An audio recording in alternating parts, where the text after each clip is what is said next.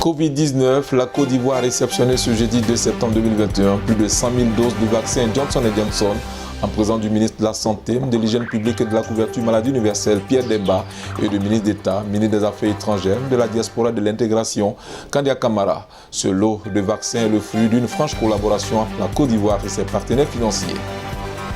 La pandémie de la Covid-19 sévit davantage en Côte d'Ivoire. Le pays a enregistré ce jeudi 2 septembre 373 nouveaux cas sur 4460 échantillons prélevés, soit 8,4% des cas positifs, 152 guéris et 6 décès. 8 pays sur 10 en Afrique pourraient rater l'objectif fixé par la vaccination contre la Covid-19 à cause du rythme actuel d'expédition de vaccins et de vaccination, nous dit l'Organisation mondiale de la santé, l'OMS. Bonjour à tous et merci de suivre Santé 24 TV. La Côte d'Ivoire a réceptionné ce jeudi un premier contingent de 108 000 doses du vaccin Johnson & Johnson sur 7,8 millions commandés par le pays. Ce lot de vaccins a été réceptionné à l'aéroport Félix Houphouët-Boigny d'Abidjan par le ministre d'État, ministre des Affaires étrangères, de la diaspora et de l'intégration Kandia Camara et son homologue de la santé, de l'hygiène publique et de la couverture maladie universelle Pierre Demba, et sans toutefois oublier les représentants de partenaires financiers et techniques. Le ministre Pierre Demba a indiqué que cette nouvelle dotation a été achetée à partir d'un financement de la Banque mondiale sur l'initiative de l'Union africaine. Ce premier lot des vaccins Johnson & Johnson qui a été donc acheté par l'État de Côte d'Ivoire à partir d'un financement de la Banque mondiale. Mais c'est une initiative de l'Union africaine et accompagnée par Afrexim Bank. Parce que vous savez qu'aujourd'hui, dans le marché international des vaccins, il y a une tension énorme. Et grâce au leadership du président de la République, nous avons pu, donc, par le biais de l'Union africaine et Afrexim Bank, pu commander environ 7 800 000 doses, dont 3 500 000 doses vont être acheminées d'ici décembre. Donc c'est le premier contingent donc, des vaccins Johnson & Johnson que nous recevons, qui est donc payé par l'État de Côte d'Ivoire à partir d'un financement de son partenaire qui est la Banque mondiale. C'est le même procédé. L'OMS nous accompagne techniquement et l'UNICEF va nous aider donc à déployer le vaccin et à faire donc la vaccination sur tout le territoire. Alors la spécificité de ce vaccin, c'est que c'est un vaccin à une dose. Et ça, c'est vraiment le vaccin qui va dans les milieux reculés et pour donc, le corps enseignant, les médecins, pour qu'ils puissent être disponibles tout de suite pour vaquer à leurs occupations. Vous avez vu ces derniers jours une remontée spectaculaire des cas de contamination dans notre pays, avec des décès. Et je pense que le chef de l'État veut vraiment permettre aux Ivoiriens d'avoir cette opportunité de se protéger. Donc je suis vraiment ministre heureux de recevoir en plus les vaccins que nous avons reçus la semaine dernière, 108 000 doses, et ça porte à 2 555 000 doses que nous recevons en Côte d'Ivoire. Vous savez, au niveau de l'Afrique, le nombre de vaccins, le nombre de vaccinés ne dépasse pas 2%. Et grâce à l'ensemble des vaccins que nous recevons, nous sommes en train de tendre vers 6 à 7% pour la Côte d'Ivoire et notre objectif, c'est d'arriver à plus de 60% de la population d'ici la fin de l'année. Le ministre d'État, ministre des Affaires étrangères, de la diaspora et de l'intégration, Kandia Camara, a salué la bonne coopération entre la Côte d'Ivoire et l'ensemble de ses partenaires. Nous réceptionnons ces vaccins grâce à cette belle coopération dans le cadre de l'Union africaine, mais avec tous les partenaires qui sont là.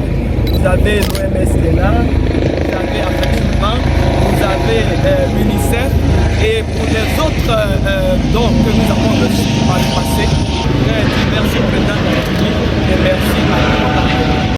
M. Gaston Sorgo, directeur sectoriel Afrique de l'Ouest et du Centre de la Banque mondiale en charge de la santé, la nutrition et la population, a fait savoir que cette initiative, qui représente environ 3,5 millions de dollars, est un premier pas.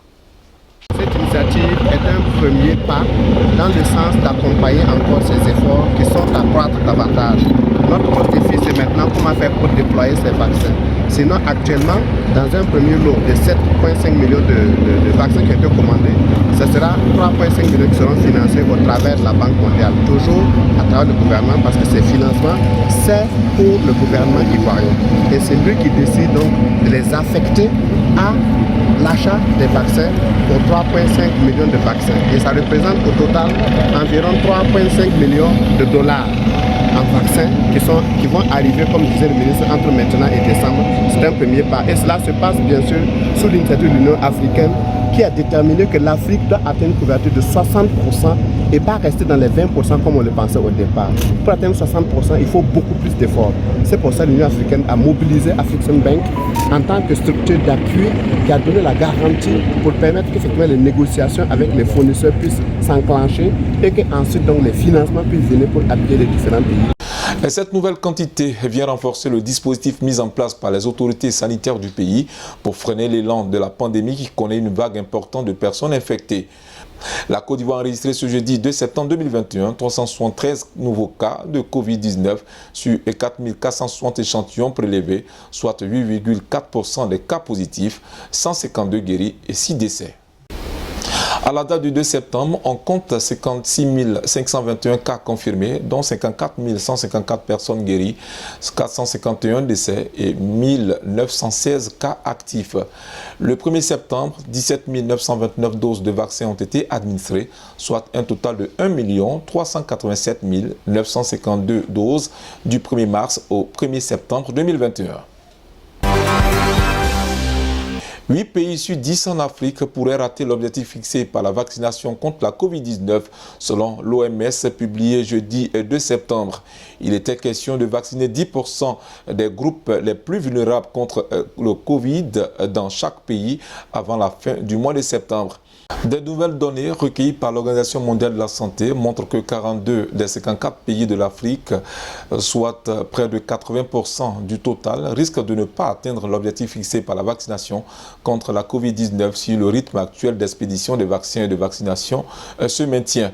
9 autres pays, dont l'Afrique du Sud, le Maroc et la Tunisie, ont déjà atteint l'objectif mondial de vaccination fixé en mai par l'Assemblée mondiale de la santé, l'organe décisionnel suprême de l'OMS. Au rythme actuel, 3 autres pays africains sont en bonne voie pour atteindre l'objectif de vaccination. 2 autres pays pourraient y parvenir s'ils augmentent le rythme de vaccination. Lutte contre la bilharziose à Mans, un essai clinique montre des satisfactions. Les résultats d'un traitement pédiatrique efficace contre la bilharziose ont été présentés mercredi 1er septembre 2021 à la mairie de Mans par l'université Félix Houphouët-Boigny et l'ensemble des 8 partenaires du consortium pédiatrique schistosomiase qui ont travaillé de concert à la découverte du traitement.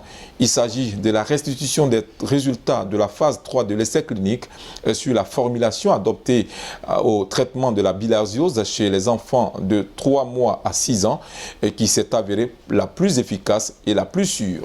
Retour à Abidjan pour parler de la santé sexuelle et reproductive pour laquelle des organisations non gouvernementales ONG se sont formées.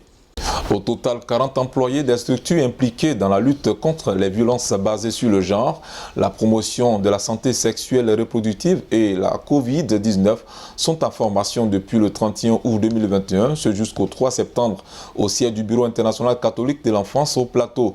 Il s'agit d'un atelier de renforcement des capacités autour du thème « Stop aux violences sexuelles faites aux filles et aux femmes ». Et cette formation vise à consolider la lutte contre les viols, les violences sexuelles et sexologiques et à promouvoir secondairement la santé sexuelle et reproductive par l'information. La sensibilisation et l'accompagnement des populations, en particulier les survivantes et leurs familles, selon un communiqué de l'ONG DDF Côte d'Ivoire. Au thème de l'atelier, les participants auront entre autres une meilleure connaissance des concepts clés en matière de violence basée sur le genre, la santé sexuellement reproductive et les réponses juridiques, sanitaires, psychosociales existantes en matière de lutte contre les violences basées sur le genre. C'est ici que prend fin ce journal. Merci de nous avoir suivis sur santé24.tv. Merci et à bientôt.